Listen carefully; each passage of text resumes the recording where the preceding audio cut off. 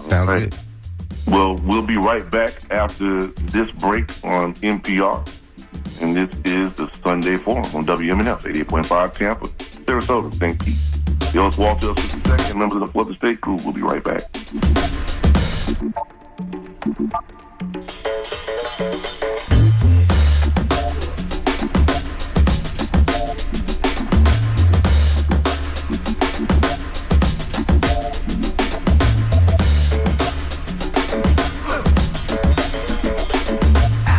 This is WMNF Tampa 88.5 FM, Community Conscious Radio.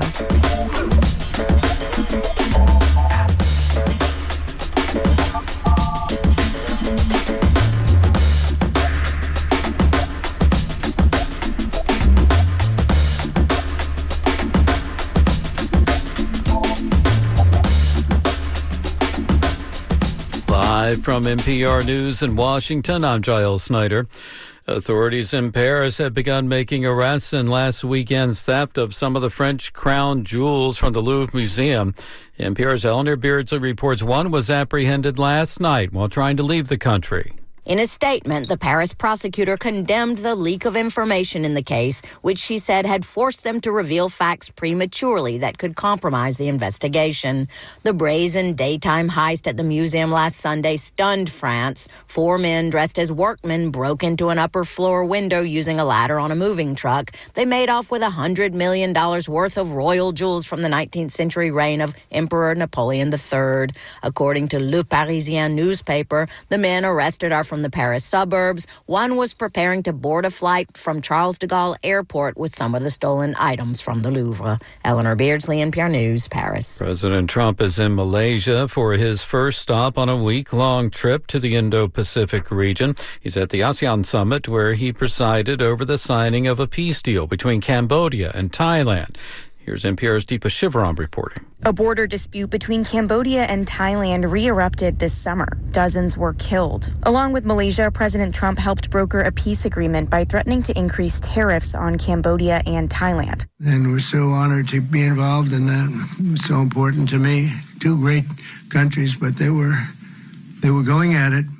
The president also signed an agreement on trade with Cambodia and one on critical minerals with Thailand. He heads to Tokyo on Monday.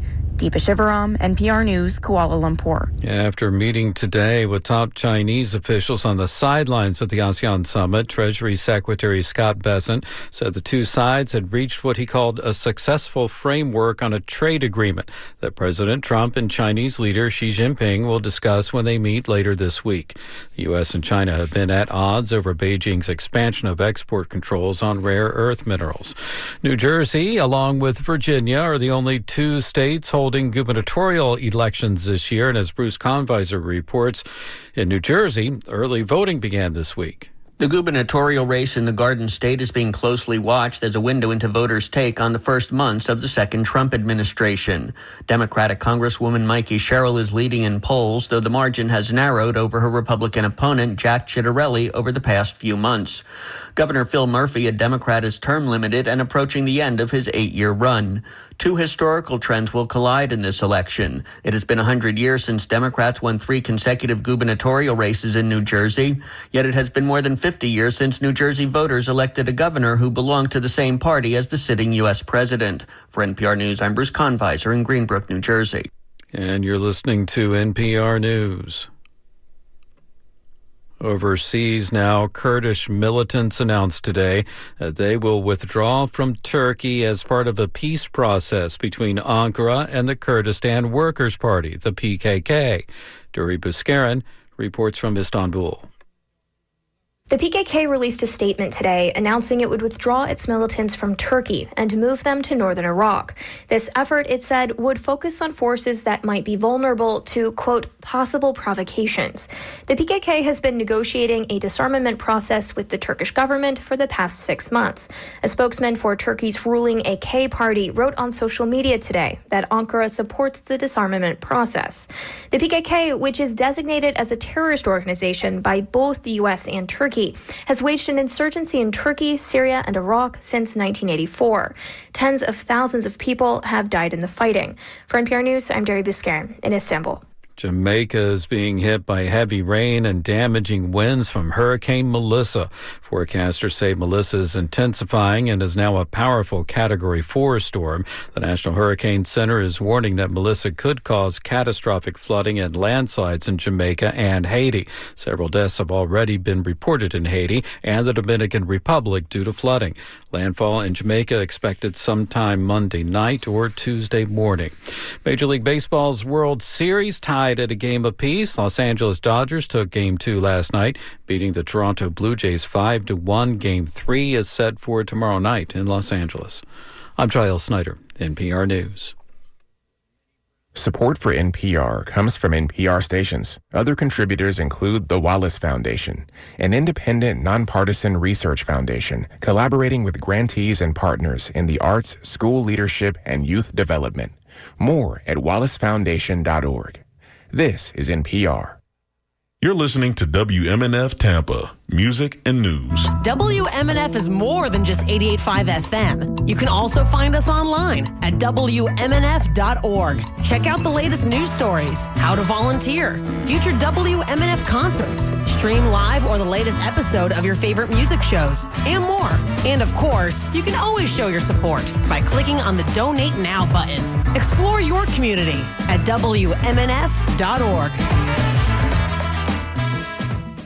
What if we told you there is a way for you to spend your Wednesday midday listening to real stories by people like you, individuals who inspire by sharing their lives? Hi, I'm Mario Nunez. And I'm Joe King Carter. Consider this your personal invitation to join us each week at the intersection of community and culture.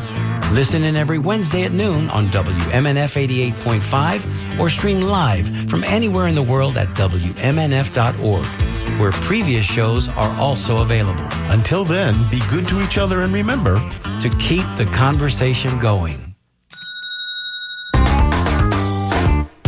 Hi, I'm Amy Goodman, host of Democracy Now!, 9 a.m. weekday mornings right here at 88.5 FM. You'll hear the same fearless investigative reporting on topics too hot for the mainstream media. Tune in to Democracy Now! 9 a.m. weekdays right after the morning show. That's right here on WMNF, Tampa, St. Petersburg, Sarasota, Lakeland, Clearwater, Winter Haven, and Venice.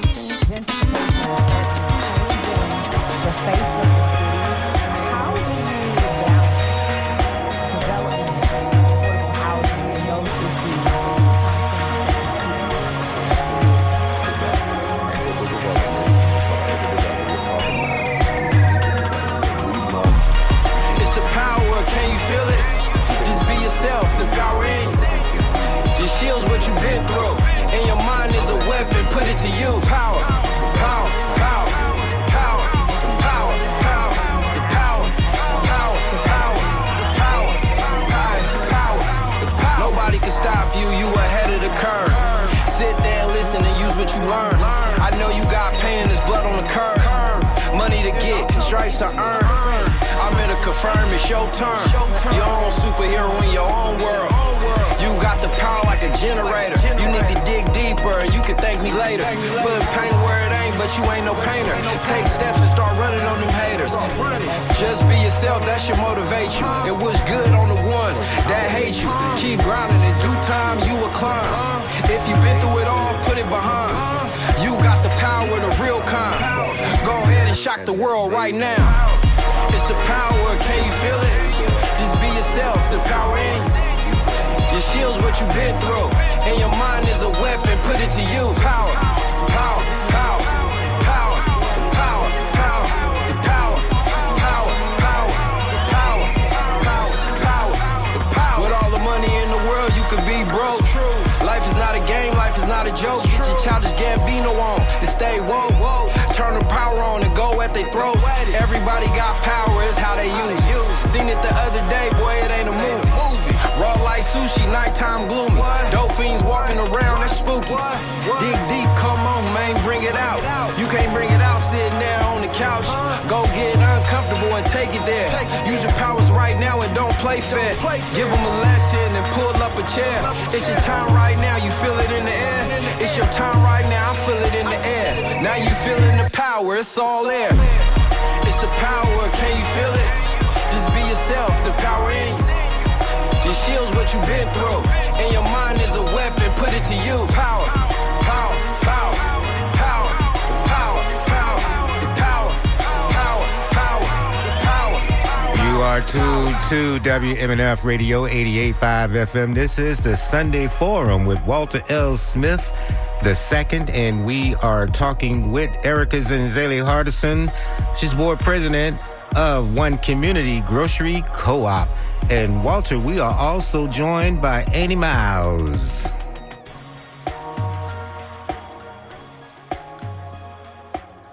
Walter? Erica? We are back on the Sunday Forum. Okay, and great. we are joined by Zenzele, Erica Harden. Hello. The president, is that correct? President of the OCGC. Yes. Our co-op. We're going to call it our co-op. That's what we're going to call it. Okay. Exactly. That's what it is. It's our co-op. It belongs to our co-op. That's right.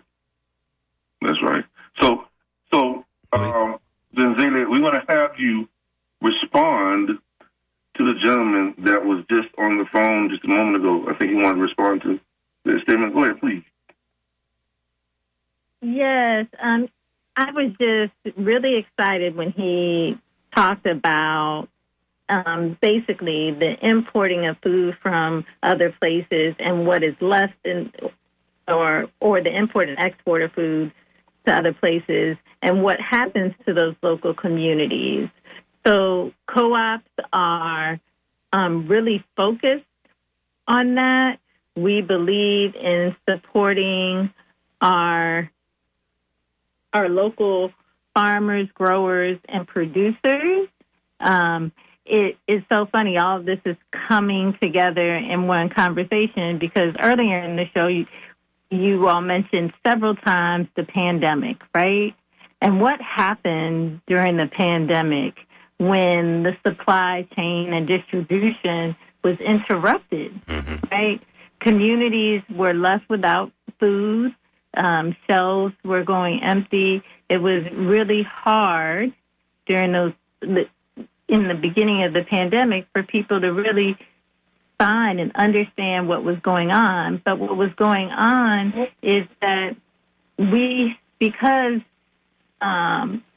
we don't use our local food system or we don't invest in our local food system, then what happens in a crisis or an emergency or a logistical interruption is that there isn't any food. So we really focus, like I said, on buying from local farmers, making sure that we have a stable local food system so if anything happens, we can take care of that.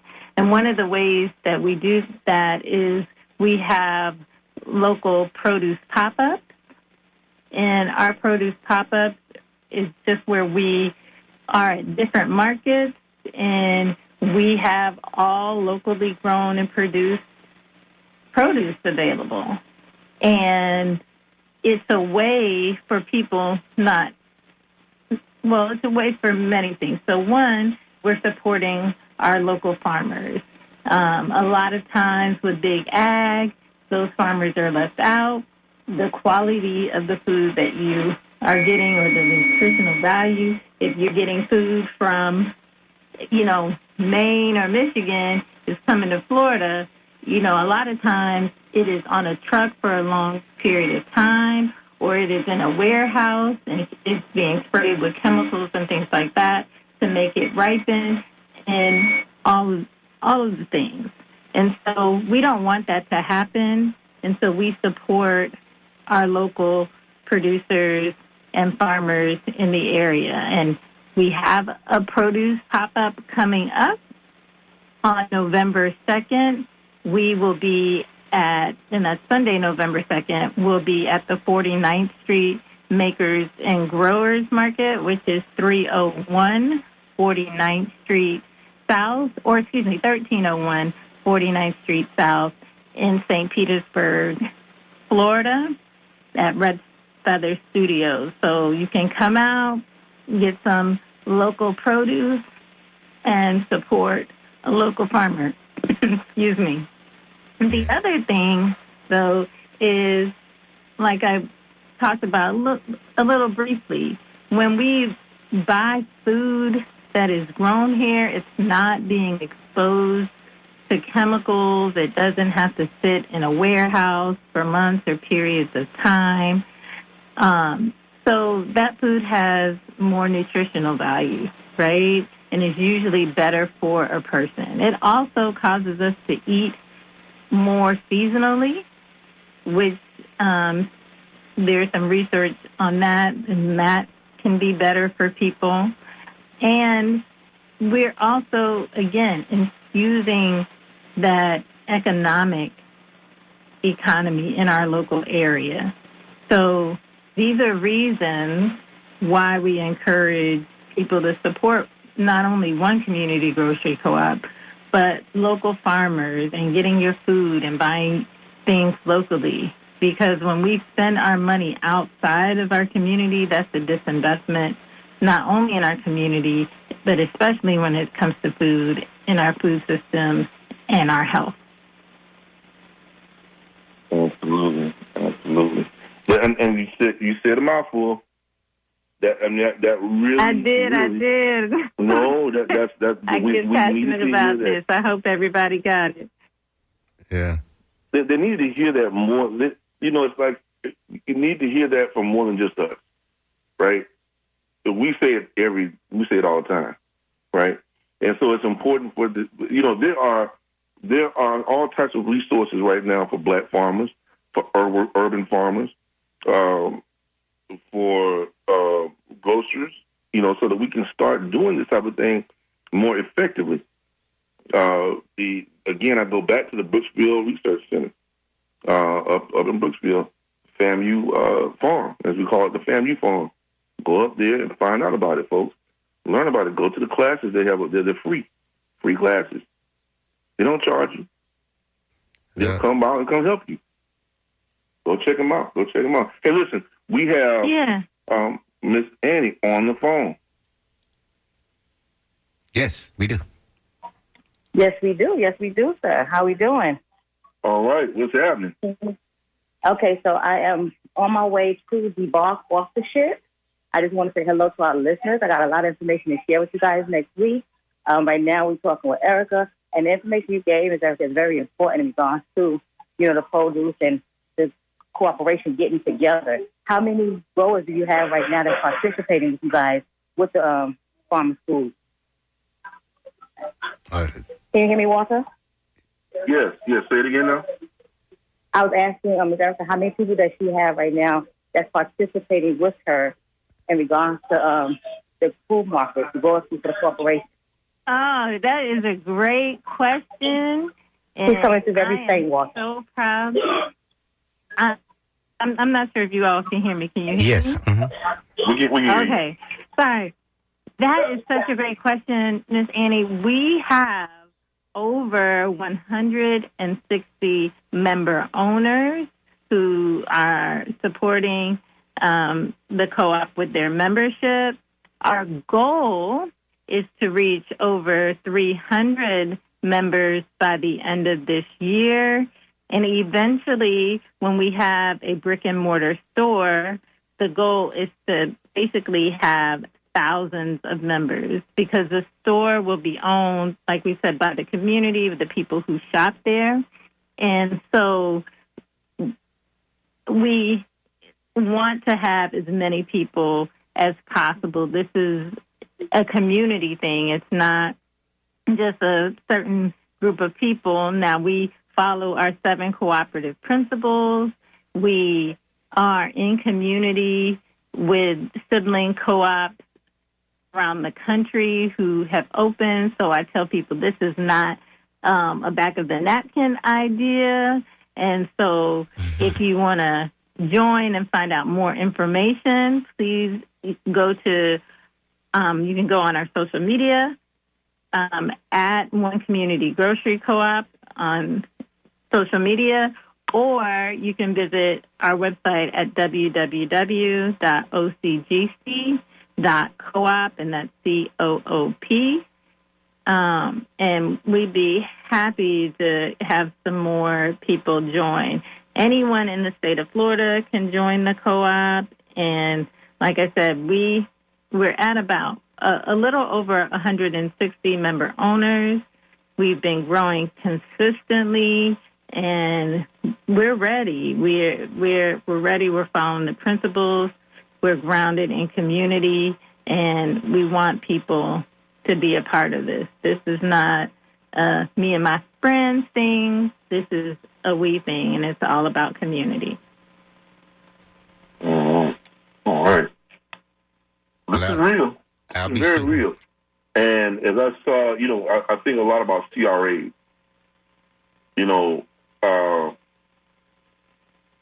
We have to be careful about how we use CRA, community redevelopment areas and agencies.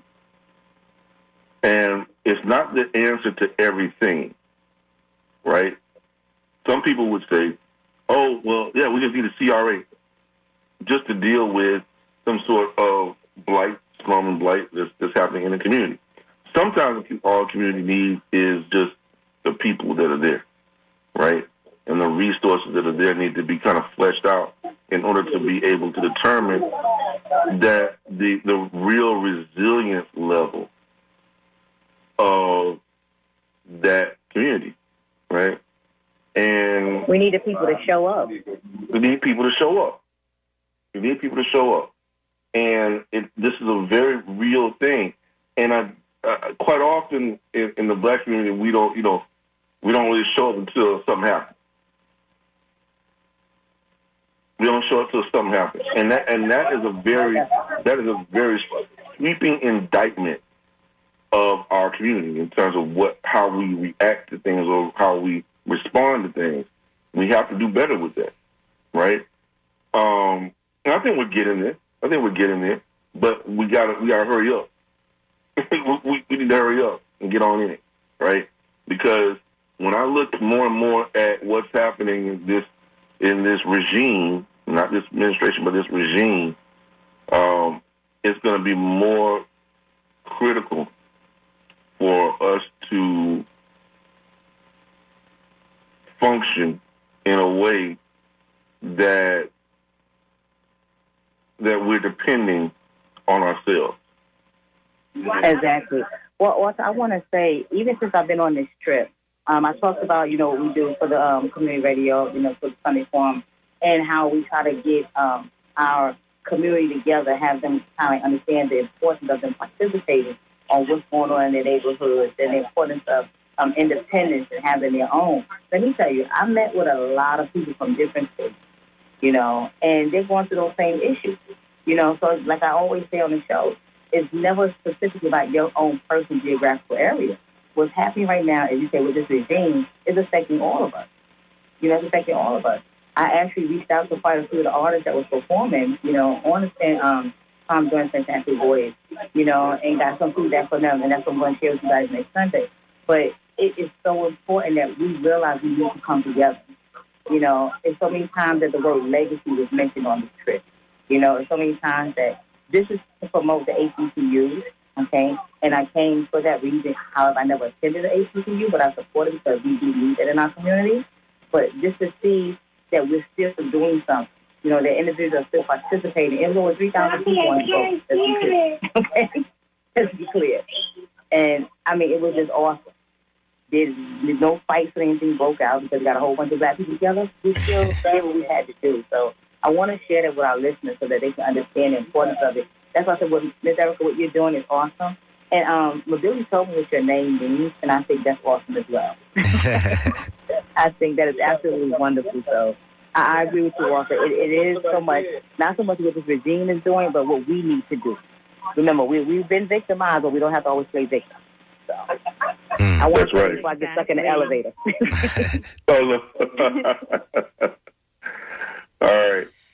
Yeah, we're really, really excited to have you on with us, Ms. Daly, as we talk about this thing, the need for us to depend on self and to do for self. This is a long time coming. It's not like this is something that is a brand new statement or some new declaration, right? This is something that's been going on for a long time. and that has been encouraged for a long term. Whole national movements have been established and then suppressed. That's the word, because we've always done for self, but our efforts have always been suppressed, yes, or fought against, and we've seen that happen. And I think the key is, especially with co-ops, like in the Black community, there is a long, deep history of co-ops. There is a book called Collective Courage, written by Dr. Jessica Gordon Nembhard, and it talks about the long history of Black co-ops and what happened to them, what different types of co-ops we had, and how we were at one point very self-sufficient within our communities, but we kind of had to be, because we were not allowed to participate in the general economy because of segregation and Jim Crow laws and all of that. And so one of the things that I like to help people see and understand is this is what we call like Sankofa. We got to go back and get some stuff. We come from greatness, and we have the ability to do all of these things, but we can't forget and let our history, let our culture, let what brought us in that greatness die. We have to go back and get it. And so for me, belonging to a co-op and being the lead steward for one community grocery co-op is really going back to the things that our forefathers and history has taught us that worked and were done right. You know, you mentioned earlier, Erica, about the food desert, you know, using that terminology. But, you know, when you think about it, you can't call it a food desert if you're surrounded by food, but you just don't have access to it, right? Which is what people find themselves. Yeah, no, exactly. Like, and you look in some communities, and there are two conventional grocers right across the street from each other. And when I say conventional grocers, I mean like a Whole Foods, a Publix, a Trader Joe's, what's the other one?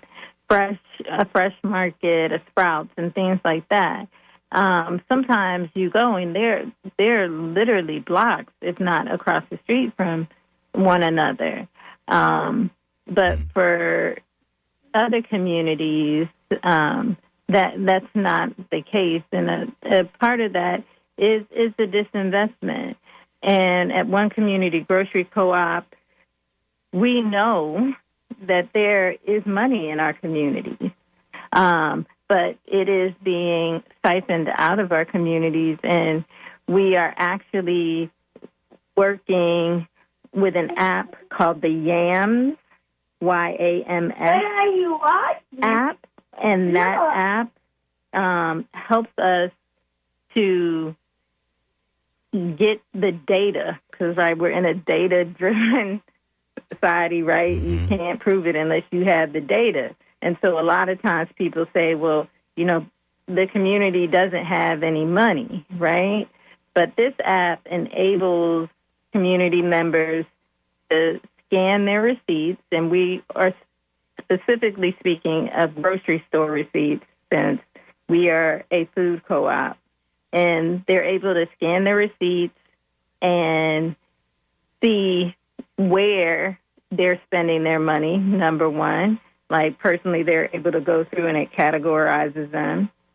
And also, on the back end, for the grocery co-op, we get to see and we get to tell our funders and people who want to support us, who may be of the mindset that, hey, well, we don't know. There's no track record. There's, you know, the income in that area is this, so we don't think it can support. But as the young people used to say, show me those receipts, right? Because those receipts will enable us to say, no, you know, in these zip codes, a certain amount of money was spent. So we know that the grocery store will be supported. Not only that, is we'll be able to see what people are buying. And it's just not this guessing game, oh, we think that people like this. No, the receipts will show. What are people buying? How can we serve our community? What should we carry in the store that best meets the needs of our community? Right. And so, again, another way that you can help or be involved in the co-op is to go to the Apple Store or the Google Play Store and just search YAMS, Y-A-M-S, and it'll be an app with a little digital-looking Y, and please download that and start to use that. Or you can go to yamsapp.org, and it will also show you how to download the app as well. But we encourage people to, just like we were talking about earlier, is to be involved, be engaged. And a part of civic engagement, a part of being involved, is doing things like participating by downloading the YAMS app, coming to a community conversation, sharing the information through social media and your friends and family. We want people to be active because that way people feel their voice and they can see what's happening. And that's what we truly believe in the co-op. Wow. I like that, Erica and Walter and Annie. The YAMS app, it turns everyday grocery receipts into community data that drives food justice. It looks like it's financed by the National Black Food and Justice Alliance. Thank you for that. I just went and found it. Tk you. Yeah, I love that. Thank you. That's a very big resource. And I gotta say, as we look at this, as we look at the concept of going back to the idea of doing for self, and what it takes to do that, there's precedence for us having done these type of things, right, and been very successful with it.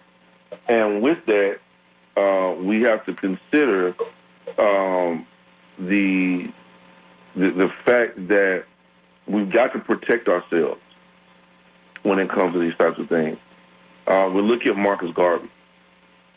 When we look at Marcus Garvey, we see someone who was very successful, extremely successful to a point. And when he got to that particular point, we see all types of problems that start to pop up.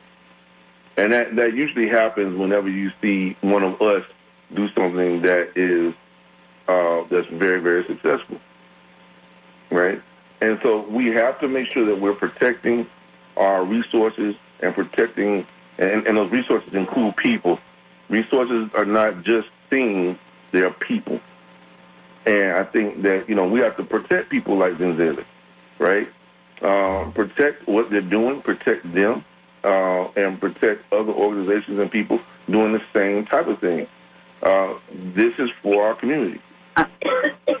I like what she said, Walter, when she said, not only are they serving the community, we need to ask ourselves, how can we, serve the community? Because the community is serving them, let's put it that way. The community is serving them by giving them, these fresh foods and, the opportunities to, create their own garden. But the same token goes vice versa. How can you serve your community? You can serve your community by supporting, like I said, supporting Erica and what she's doing, finding out, even if you don't have a green thumb, because I personally do not, okay? Everything I try to grow dies. I've tried fresh food and all that. It just doesn't work. But I still like learning about it, So find out how you can get involved with her. Not only find out where the YAMS place is at, but share that information with people. Let's keep passing along these blessings that, have been blessed to us in the community so that they can have good, fresh foods and everything. So I definitely applaud that. But, Billy, can you say again what her name means? Because I was trying to say to get it in my head. I don't want to get it mixed up. She's still with us. Tell us what your name means, Zenzele means. Oh, Zenzele means she who does for herself. I can't hear her. For some reason, her just coming faint on my end.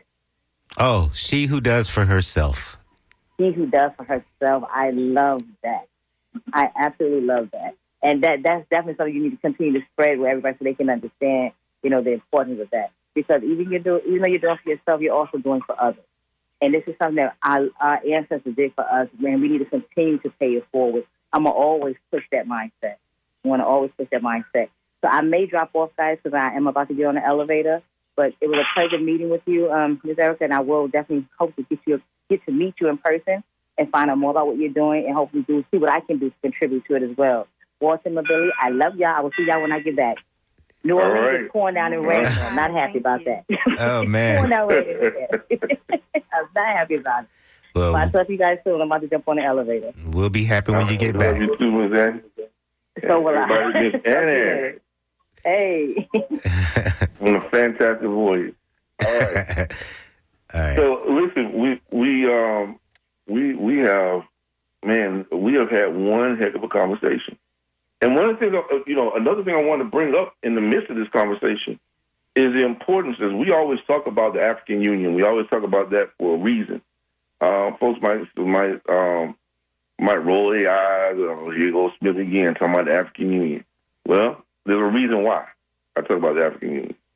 And the reason I talk about the African Union is because, number one, for the first time again in our lifetime, we never thought that we would see such a thing. And now we're starting to see it. And now what we need to be doing is doing everything to connect with it. But we need to prepare ourselves to do that, right? And so that means getting our businesses together, being in a position where we're preparing ourselves to engage them meaning other African nations, because they want to do business with us. They need to do business with us. We need to do business with them, because that is the determining factor, I believe, between the success or failure of the African Union right now. The dependence, I believe, on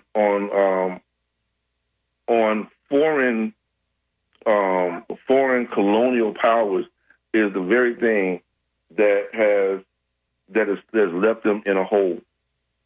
That's what's left them in a hole. But the dependence upon the diaspora must not be the thing that holds back or deters or stymies what they're doing. And I don't believe that that's the case. I see opportunities there that are big opportunities, and we've got to take advantage of it. For instance, the fact that we continue to depend on these programs that we have depended on in the past, and then they snatch the programs away from us like they recently did or have been trying to do with regard to DBE programs and so forth, leaving us with 10% when they were active, 10% or 15% of the pie. What does that mean? Why do we have to register for those programs and depend on those programs just to get 10 or 15% of the pie? Now, we take it where we can get it, but then another part of that argument is, why do we have to depend on that? Why do we have to depend on that? Why can't we create our own, prepare our own, and work with our own continent and our own diaspora brothers and sisters in order to make things work? I think that that's a big part of the success of our communities and our people. Yeah. Until we start doing that, and acting in a way that is conducive to producing and being producers, we're going to continue to get more of the same. Zinzele, what are your thoughts?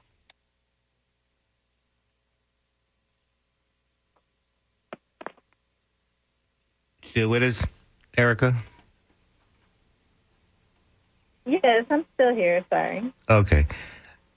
Because we were talking, concerned about the importation of food. At least one emailer has said that he bought blood oranges with unique packagings and was amazed that it came from Australia. Didn't think that he's ever seen fruit coming in from so far away. So Walter was talking about doing business with the continent. And what are your thoughts about importing and exporting food between the continent of Africa and the United States? We have to. I mean, one of the things that we see in America is we have been privileged to have the convenience, right? I tell people this all the time, like we can eat an apple in the middle of the summer, even though apples are fall fruits, right? And so finding new food ways and supporting our brothers and sisters on the continent is important, because just like our communities here, people are not doing business with them. People are divesting. When you get a blood orange from Australia, why couldn't that have come from somewhere on the continent? Why are we not doing business with countries on the continent? And there's a lot to that. I think, as Walter mentioned, I mean, there are treaties, there are things that are in play that are some of the reasons why, and it's systematic. And so, again, you know, we have to vote. We have to say, like, these policies, these procedures are, you know, outdated, incorrect. Let's change this. How can we do it so that we can support one another and really live in a just community and have a just economic operations as well. Economic justice, right? Absolutely. What are your thoughts, Zinzelle, about what you're seeing regarding the African Union? Oh man, there's a lot, right? You know, how long, you know, have we waited? How long have they waited? What exactly is going into play in these situations? But my whole thing really comes back. Like I said, I'm a cooperator and believe in those 7 cooperative principles, and some people even use 8, which includes equity and inclusion.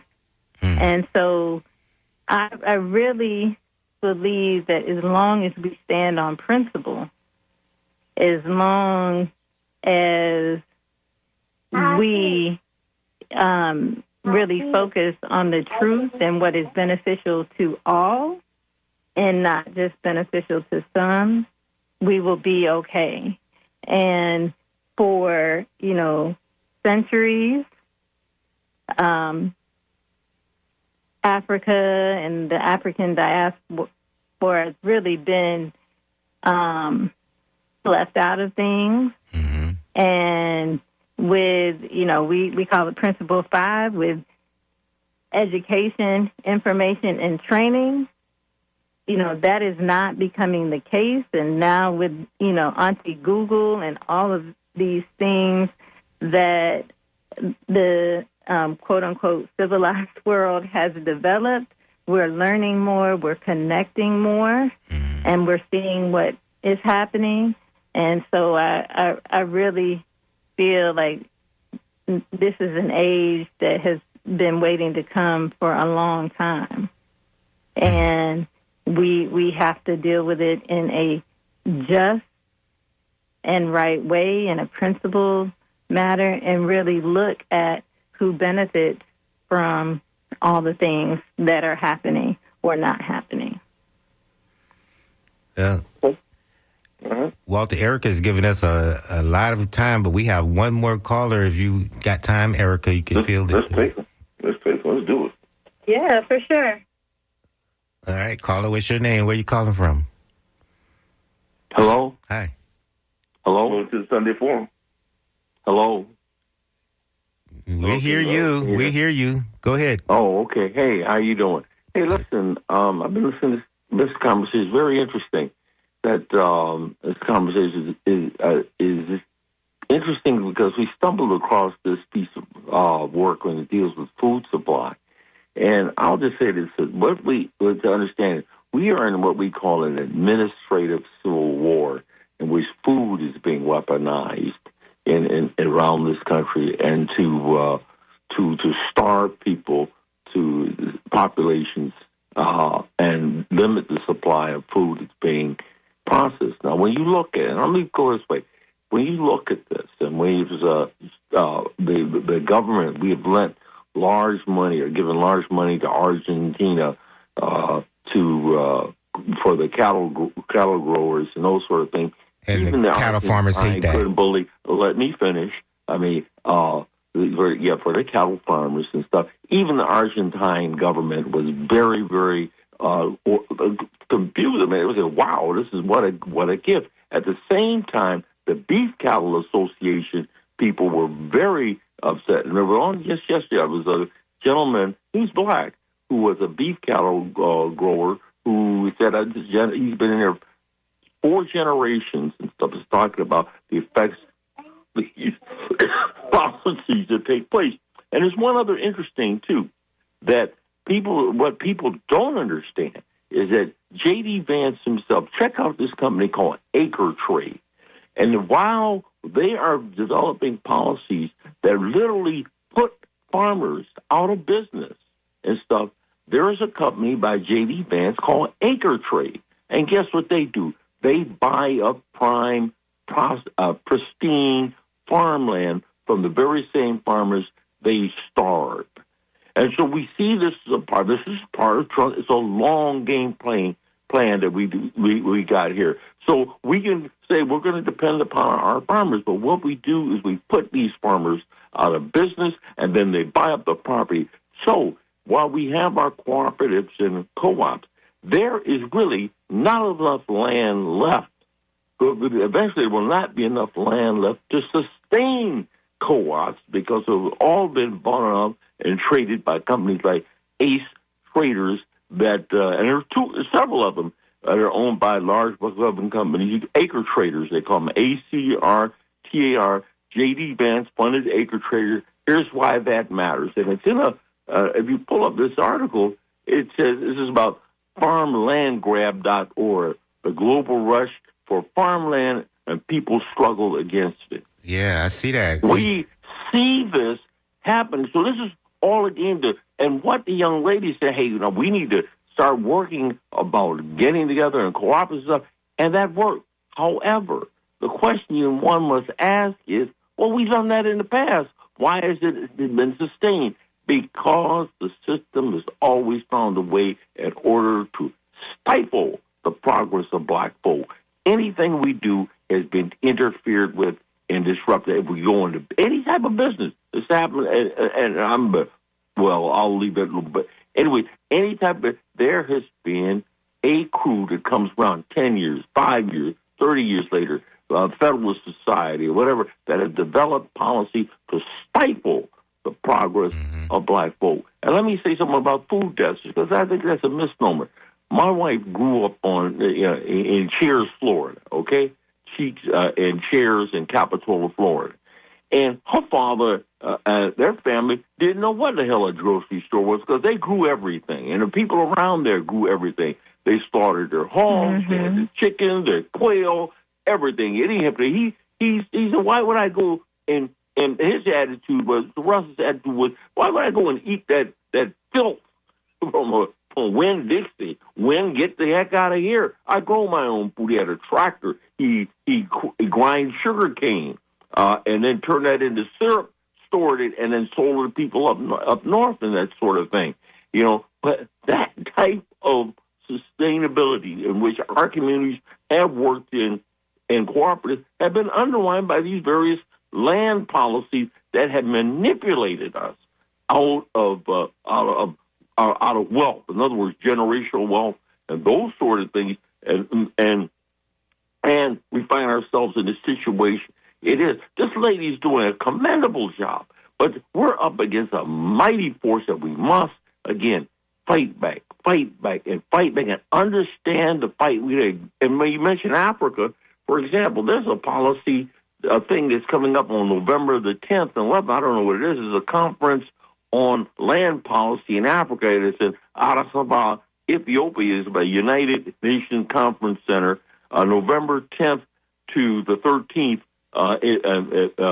And it talks about, and I guess they're going to just say anytime you're going to grow food, you got to grow land. Every time you raise cattle, you got to have that sort of thing. So that may dive into this here, but we are in an administrative civil war, brother, that where medicine, healthcare is being undermined, where food is being, people are being starved right in front of them. They don't even know why they're being starved and stuff. Talk about food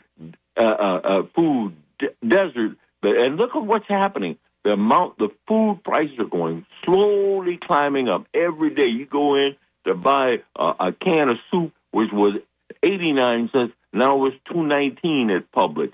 You got to go to the dollar store, and it's still $1.25. Mm-hmm. Even that's just going. It used to be $1. It used to be less than $1, and then it goes up, and we're being slowly, and we see this in our healthcare, medicine. Oh my goodness gracious! A drug like colchicine that's been around for I'm getting a little bit off.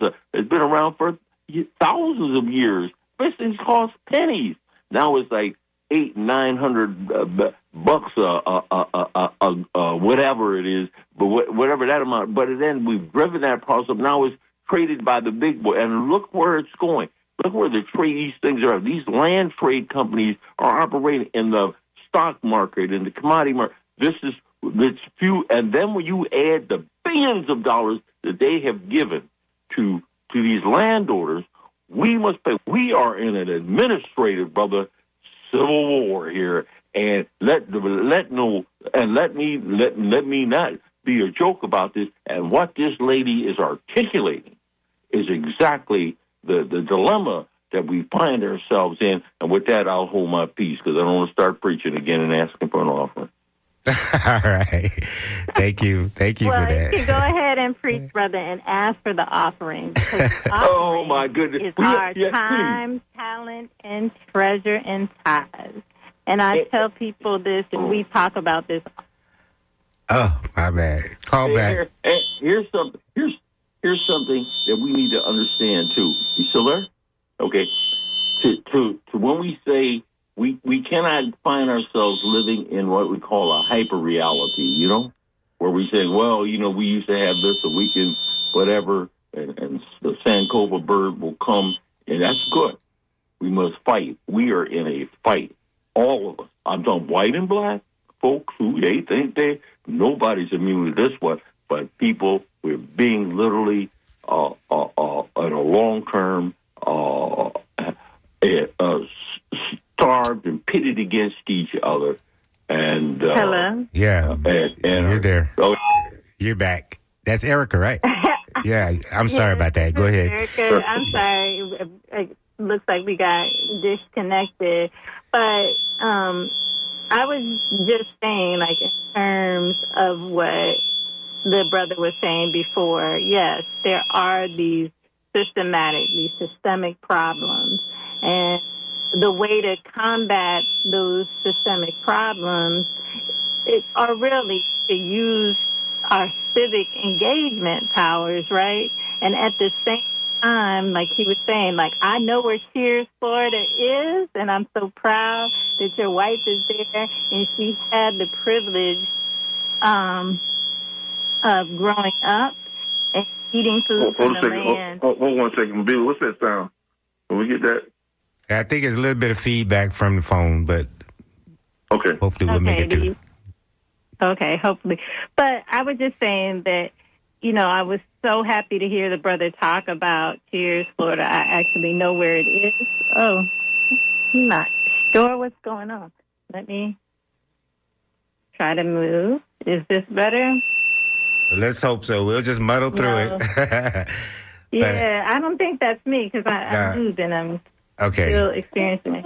But what I was saying is that we have to organize. We have to really tackle these things from all fronts. I mean, this is our world. It's a world that we live in, and we have to make it what we want it to be. Right. And, you know, when we talk about, yes, what the brother is saying, like, and before, and I don't have the numbers on this, but please look this up. But before, I think in the last 50, 60 years, how many black farmers who have lost their land is like exponential. Like there was, you know, I want to say close to, you know, 1 million acres or more than that black farmers held pre-segregation, right? And then after that, things have been done and have happened that have caused black farmers to lose their land. Right. And that's why, you know, just last year there was something called the Discrimination Financial Assistance Program that the USDA had to give black farmers compensation because their practices were so biased. And then what happened is, you know, people said, well, you know, I was discriminated against because I'm not a black farmer. But the truth is that in lending practices and other things, just like in home ownership and these other systems, black people were systematically left out or systematically taken advantage of. So we can't deny that history, but what we can do is we can build and learn from it. And now, you know, we have black attorneys, we have white attorneys and other ethnicities that we want to call attorneys that believe in what is just and right. Right, and that know the law better than a lay person. And we need to call upon them. Because, you know, it's the old thing of, you know, when something happened to so-and-so, I didn't speak up. Then something happened to so-and-so, I didn't speak up. Then something happened to so-and-so, I didn't speak up. And then when they came for me, there was nobody no one spoke up left because nobody to was speak there. up. That's right. Right. So we have to speak up for one another and what's right and just. Well, that number is 12 million. We lost 12 million. Black farmers lost more than 12 million to over 15 million acres lost throughout the 20th century. And I'm just wondering how that company, because the caller mentioned Acre Trader, that J.D. Vance company, that's commodifying the land itself and giving it, snatching it up for investors. So how much of that land, and this is the most pristine farmland, and how much of that is being lost and sold off to these people? Right. Well, you know, and keep in mind, only 2% of, we only owned 2% of the farmland in the United States. So I'm sure we lost out on those deals. That many acres of farmland, oh my God! Not to mention now, I mean, it's just incredible. But now I think we're fighting back, and we're getting back to what we lost. We're regaining what we lost, and I think that's a real big effort on the part of us, and I think that's a wonderful thing. Wonderful thing. Hey, listen, I want to thank you, Zenzele, for coming on the show with us. Really appreciate you. Absolutely, my pleasure. Absolutely. Come on back again. Anytime. You're always welcome. Okay? Hey.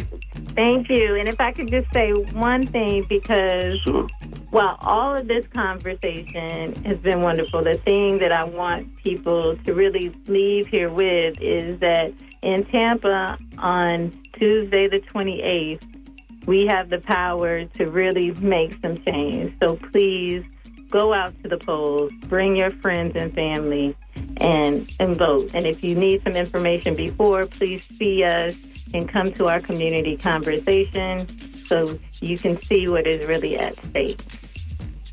All right. Hey, everybody, I want to thank you for joining us here on the Sunday Forum.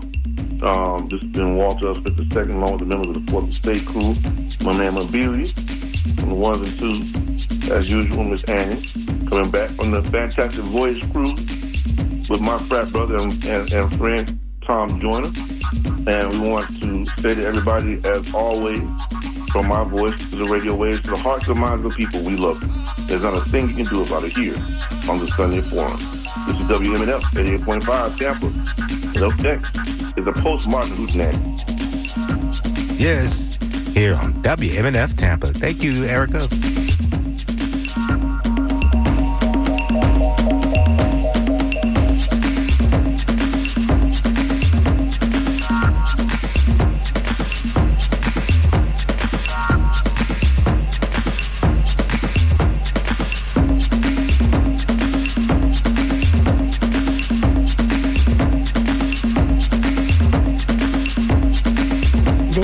WMNF Tampa 88.5 FM, Community Conscious Radio.